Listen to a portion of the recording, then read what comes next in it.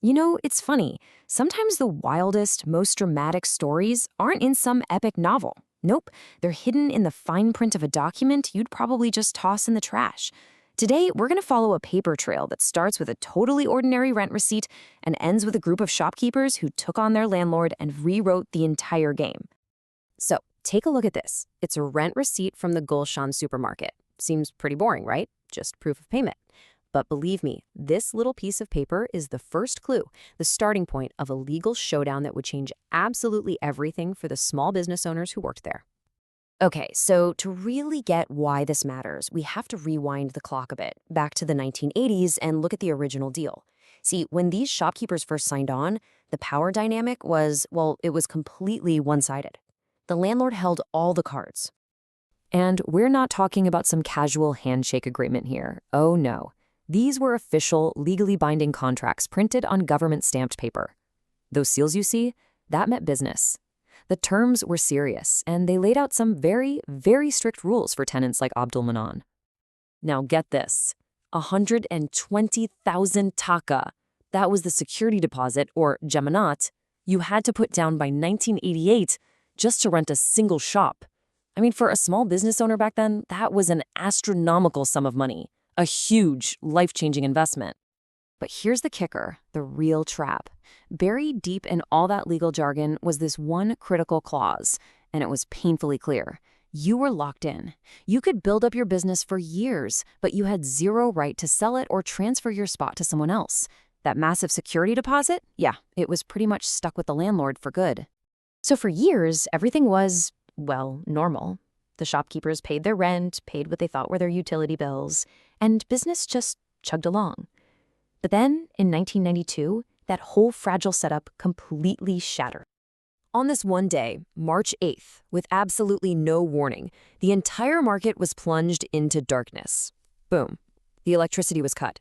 31 businesses just ground to a complete halt. So you can imagine the chaos, right?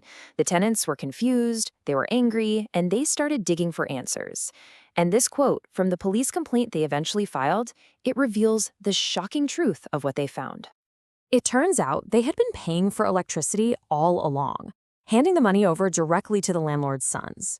But, as this police complaint alleges, that money, we're talking over 100,000 taka, it was never actually paid to the power company. It had been embezzled. And now their entire livelihoods were hanging by a thread. So what do? You're facing total financial ruin. You're literally in the dark. You could just pack it in and give up, or you could fight back. And they chose to fight, not as 31 separate people, but as one unified force.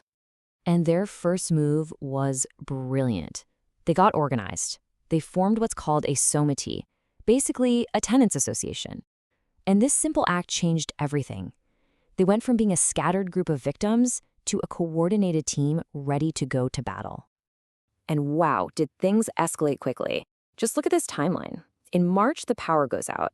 By May, the tenants are so desperate they actually pool their own money to pay off the landlord's huge debt just to get the lights back on. And then by June, they go on the offensive, filing a full-blown criminal case. That criminal case, that was the game changer. Suddenly, the landlord wasn't just dealing with some angry tenants. She was facing the very real possibility of her sons going to jail. And you better believe that forced her to the negotiating table. The result was a document that would change everything. It's called an apashnama, a settlement deed. But this was no simple apology letter. The tenants, now negotiating from a position of serious strength, used this document to basically tear up the old contract and write a completely new one. And just check out this incredible power shift. The old rule, you're trapped. Your security deposit is locked away. The new rule, they won, a total 180. If the landlord can't pay back that huge deposit, the tenant now has the right to find their own replacement buyer, and the landlord is forced to take them. Just like that, their tenancy became a valuable, sellable asset. So, let's just take a second. After all the darkness, the legal threats, the whole drama, what did the shopkeepers of the Gulshan supermarket actually walk away with? What did this final settlement really mean?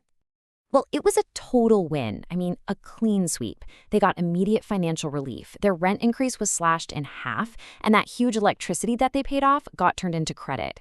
But the big prize, the most important thing, was that they secured the permanent right to transfer their shops. And here it is. This is the proof. This one single page just crowded with the signatures of more than 20 tenants. It's so much more than ink on paper. It's the physical proof of their shared victory. Every single one of those names represents a business they saved and a rule they completely rewrote. So think about it. This whole story shows how a major crisis, when it's met with unified, collective action, can flip the script entirely. It can turn the very documents meant to hold you down into tools for your own empowerment. And it all started with a simple rent receipt. It really makes you wonder, doesn't it? How often does the fine print hold the key to a revolution?